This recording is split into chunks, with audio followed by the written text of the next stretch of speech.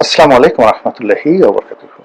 সম্মানিত দর্শক, নিয়তির অমোঘ নিয়মে ডক্টর মোহাম্মদ ইউনূস সরকারের 17 মাসের জবধায় এটির পরিসমাপ্তি ঘটেছে। জনগণ বিদ্রোহ করেনি, বিপ্লব করেনি, তাকে ক্ষমতা থেকে টেনে হেসড়ে নামানোর জন্য রাজপথে কোনো আন্দোলন হয়নি। তাহলে তিনি কেন গেলেন? তিনি কি ইচ্ছা করে গিয়েছেন? প্রশ্নই আসে না। অন্যদিকে তিনি এবং তার যারা লোকজন তারা থাকতে চেয়েছেন। মনের যে লক্ষ্য এবং উদ্দেশ্য ছিল অনন্তকাল থাকার, স্বয়ং ডক্টর মোহাম্মদ ইউনূস বলেছিলেন তিনি 5 বছর থাকতে চান, এই কথা, বা তিনি যেন 5 বছর থাকেন এই কথা জনগণ বলছে। কেউ কেউ 50 বছর থাকার কথাও বলছে।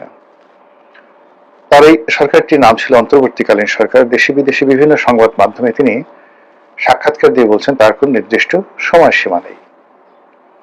এগুলো নিয়ে আমরা যারা সংবাদ মাধ্যমে কথা বলতাম, আমরা যারা বলতাম যে তিনি যাবেন না, যেতে চান না, কেউ ক্ষমতা ছেড়ে যেতে চায় না, তখন অনেকে কেউ পু, ভু, ভা এ সমস্ত শব্দ করত।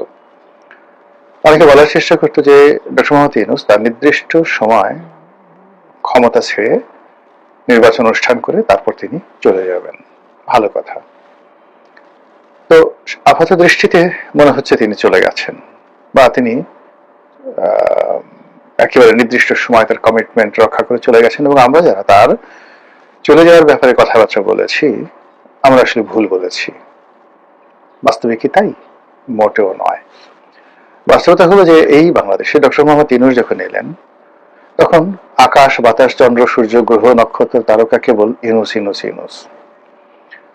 হুজুররা ওয়াজ করেন তিনি আল্লাহ কর্তৃক মনোনীত, তার বিরোধিতা করা যাবে না। হুজুররা তার জন্য দোয়া করেন, তাকে 100 বছর ক্ষমতায় রাখার জন্য মাঠে ময়দানে আওয়াজ। তিনি নামাজ পড়তে ঈদের ময়দানে যান, সেখানে অসংখ্য মানুষ দাঁড় করিয়ে ছাড়, যাবেন না যাবেন না যাবেন না। তিনি চাঁদের হাসি দিয়ে বলেন যে দোয়া করবেন। তো এই যে একটা ইউনূসকে নিয়ে বা ডক্টর মোহাম্মদ ইউনূসকে নিয়ে যে সারা বাংলাদেশে আদিক্ষেতা শুরু হয়েছিল, এবং স্বয়ং তারেক রহমান সাহেব তিনি তার ক্ষমতার একেবারে কাছাকাছি, মানে আওয়ামী লীগ গেছে, ডক্টর মোহাম্মদ ইউনূস এসেছে, এবং ডক্টর মোহাম্মদ ইউনূস যাওয়ার সঙ্গে সঙ্গেও যিনি ক্ষমতায় আসবেন জনাব তারেক রহমান সাহেব, তিনি এবং তার দলের লোক, তার প্রয়াত মা বেগম খালেদা জিয়া, তারাও জনাব ডক্টর মোহাম্মদ ইউনূসকে ভীষণ রকম তোয়াজ করছিলেন, তদবির করছিলেন, এবং বেগম খালেদা জিয়ার নির্দেশ ছিল কোনো অবস্থাতেই ডক্টর মোহাম্মদ ইউনূসকে বিরক্ত করা যাবে না। আমি নিজে ব্যক্তিগতভাবে সমালোচনা করেছি, কিন্তু তার প্রাপ্য সম্মান, তার যারা লোকজন রয়েছেন তাদেরকে সমীহ করে কথা বলা এবং কৃতজ্ঞতা প্রকাশ করা, এটা আমি সবসময় বজায় রেখেছি এবং আগামী দিনগুলোতে বজায় রাখবো। কারণ কি? কারণ হলো আওয়ামী লীগের শাসন আমলে 2014 থেকে একেবারে 25 পর্যন্ত 10টি বছর যে জুলুম এবং অত্যাচারের শিকার হয়েছি, যে কষ্ট পেয়েছি, যে আতঙ্ক অজানা শঙ্কা আমাকে তাড়া করে ফিরেছে, তার থেকে যে মুক্তি, সেই মুক্তি মিলেছে আগস্ট মাসের 5 তারিখে। ফলে আমি আওয়ামী লীগের পতন মানে যতটা না চেয়েছি তার চেয়ে বেশি আমার মুক্তি চেয়েছি। তা আমাকে আল্লাহ সেই মুক্তি দিয়েছে, যে ওছিলায় আমার মুক্তি ঘটেছে। আমি সারাটা জীবন তাদের প্রতি কৃতজ্ঞ থাকবো। এবং এখন দেখুন তাদের ক্ষমতা নেই, আমি এখন তাদের ব্যাপারে কি বলি আপনারা লক্ষ্য করবেন। তো যেটা বলছিলাম যে আওয়ামী লীগ জামানাতে আওয়ামী লীগের সমালোচনা করেছি, আওয়ামী লীগ ভালো করুক। এর কারণ হলো যে আমি তো 2014 সন থেকে আওয়ামী লীগের সঙ্গে ছিলাম না, কোনো রাজনৈতিক দলেই ছিলাম না, নির্বাচন করিনি। তো 2018 সনে এসে শুধু মনোনয়ন চেয়েছিলাম, আওয়ামী লীগের পাইনি, সেটা একটা ব্যতিক্রম ঘটনা। এই জন্য আমি বিএনপিতে যোগদান করে বিএনপির মনোনয়ন নিয়েছিলাম। কিন্তু 14 থেকে 18 সন পর্যন্ত তো আমার কোনো দলীয় পরিচয় ছিল না, কিন্তু আমি চাইতাম যে আওয়ামী লীগ ভালো করুক। এই জন্য সমালোচনা করতাম ইতিবাচক অর্থে, যা আওয়ামী লীগের লোকজন গ্রহণ করতে পারেননি। একই ঘটনা আমার ক্ষেত্রে ঘটেছে, হয়তো আমি ভুল, কিন্তু এই যে ইউনূস সাহেবের পতনের পরে আমার কাছে মনে হচ্ছে আমি সঠিক। একেবারে প্রথম দিন থেকে ইউনূস সাহেব যেদিন শপথ নিলেন আগস্ট মাসের 8 তারিখে, তার 5 দিন পর থেকে বা 5 দিন না, ঠিক 1-2 দিন পর থেকে আমি সমালোচনা করা শুরু করলাম। যদি সেই সরকার সমালোচনাগুলো শুনতেন, তাদের বিদায়টি হতো চমৎকার, সুন্দর, সম্মানজনক এবং আনন্দদায়ক। আমরা অনেকে অশ্রু সজল নেত্রে তাকে বিদায় জানাতাম এবং তার সরকারের সকল কর্মকাণ্ডকে আমরা সার্টিফাই করতাম। কিন্তু এখন আমরা কি বলছি? তিনি চলে গেছেন, এটা সঠিক নয়। তিনি স্বেচ্ছায় সজ্ঞানে চলে যেতে বাধ্য হয়েছেন। তার যারা নিয়োগকর্তা দেশে এবং দেশের বাইরে সবাই তার ব্যাপারে ভীষণ রকম বিরক্ত হয়ে পড়েছিল। আমেরিকা এবং ইউরোপীয় ইউনিয়ন তাদের সমর্থন তুলে নিয়েছিল। এনসিপির প্রতিটি লোক, সে নাহিদ, সার্জিস, মাহফুজ থেকে শুরু করে নাসিরউদ্দিন পাটোয়ারি থেকে শুরু করে সবাই, প্রত্যেকটা মানুষ তার প্রতি বিশ্বাস হারিয়ে ফেলেছিল। রাজনৈতিক দলগুলো যারা সংস্কার কমিশনে গিয়েছিলেন, তারা ডক্টর মোহাম্মদ ইউনূস এবং একই সঙ্গে আলী রিয়াজ এবং অন্যান্য যে সকল কুতুব তারা নিয়োগ লাভ করেছিলেন, অল অন এ সাডেন তাদের সকলের ব্যাপারে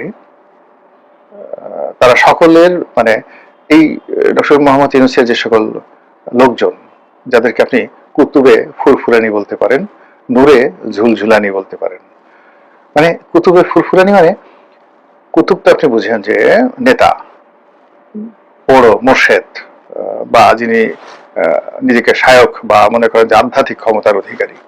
তো ডক্টর মোহাম্মদ ইউনূসের জামানাতে যারা ক্ষমতা লাভ করেছিলেন, তাদের ক্ষমতা লাভ করার জন্য কোনো লড়াই ছিল না, সংগ্রাম ছিল না, চেষ্টা ছিল না, তদবির ছিল না। তারা অল অন এ সাডেন অলৌকিকভাবে ক্ষমতা পেয়েছেন। এজন্য তারা নিজেদেরকে কুতুব মনে করতেন। আর ফুরফুরানি মানে বাতাসে ভেসে বেড়ায়, ফুরফুর ফুরফুর করে। তো তাদের কোনো ওজন ছিল না, তাদের কোনো বন্ধন ছিল না। একটা ঘুড়ি বন্ধনহীন অবস্থায় যেভাবে ঘুরে বেড়ায়, ওইভাবে ডক্টর মোহাম্মদ ইউনূসের যারা কুতুব ছিলেন তারা ফুরফুর করতেন, ফুরফুরে উড়ে বেড়াতেন। এই জন্য আমি তাদেরকে বলছি কুতুবে ফুরফুরানি। আর একটা হলো নূরে ঝুরঝুরানি। নূর মানে কি? আলো, ঝকমক ঝকমক করে।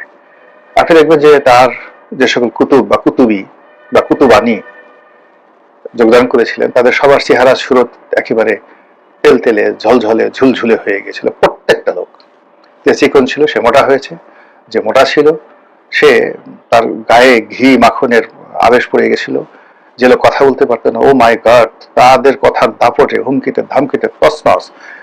প্রেস সচিব শফিকুল আলম সাহেবের মতো ভদ্রলোক মানুষ, oh my God, become a disturbing element.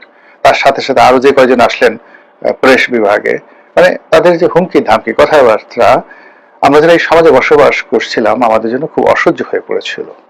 তো তাদের কোনো বন্ধন ছিল না, তারা সবাই ফুরফুর ফুরফুর করছিল। এদের কারণে সমাজে অসন্তোষ তৈরি হয়েছিল। রাজনৈতিক দলগুলো, প্রধান যারা স্টেক হোল্ডার ছিলেন, তারা কোনো অবস্থাতে তাকে মেনে নিতে পারছিলেন না। নেহায়েত দায়ে পড়ে তার কাছে যেতেন, কিন্তু পিছনে পিছনে তারা বাজে কথা বলতেন। প্রশাসন ভেঙে পড়েছিল। পুলিশ, মিলিটারি, মানে 3 বাহিনীর সঙ্গে, জেনারেল ওয়াকারের সঙ্গে তার কোনো সম্পর্ক ছিল না। ক্যান্টনমেন্টের সঙ্গে ওনার কোনো সম্পর্কই ছিল না। পুলিশের সঙ্গে তার কোনো সম্পর্ক ছিল না। হাতে গোনা কয়েকজন পুলিশ কর্মকর্তা একেবারে নেহায়েত কাজ করলেই নয়, সেই কাজগুলো করেছে। কিন্তু ডক্টর মোহাম্মদ ইউনূসের আইন শৃঙ্খলা রক্ষা করা, তাকে সহযোগিতা করা, তার জন্য হৃদয় মন দিয়ে কিছু করা কেউ করেননি। শুধুমাত্র যেদিন জক্রমান্না আক্রমণ করতে এসেছিল নির্বাচনের আগে, সেদিন ঢাকা মেট্রোপলিটন পুলিশ কমিশনার তিনি সদয় হয়ে যে কাজটি করেছেন, ইউনূস সাহেবের জন্য নয়, ইলেকশনের জন্য করেছেন, যেন ইলেকশনটা হয়।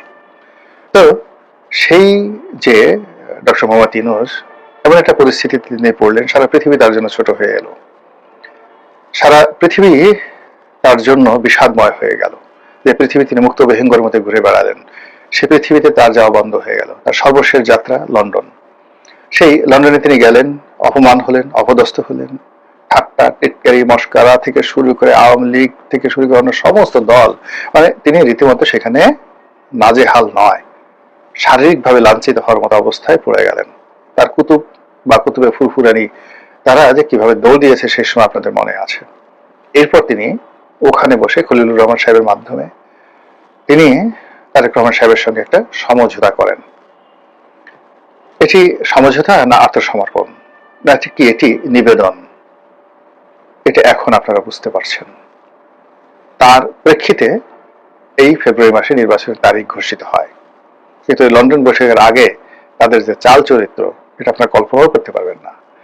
এরপর লন্ডন থেকে ফিরে এসে নানাভাবে চেষ্টা করা হয়েছে ফেব্রুয়ারি মাসের নির্বাচনকে এগোনোর জন্য, পিছনের জন্য, সংস্কার, হা ভোট, না ভোট, সংবিধান সংশোধন, নানা রকম ফন্দি ফিকির করে তিনি একটার পর একটা ঝামেলা করার চেষ্টা করেছেন, কিন্তু শেষ পর্যন্ত একটাতেও তিনি সফল হতে পারেননি। কারো আস্থা তিনি গ্রহণ করতে পারেননি। কেন পারেননি সেটা নিয়ে শরীয়তের অনেক মশলা রয়েছে, মাসলা রয়েছে। মশলা মানে উপাদান, আর মাসলা মানে বিভিন্ন পদ্ধতি বা যে মানে কর্মকাহিনী। তো সেই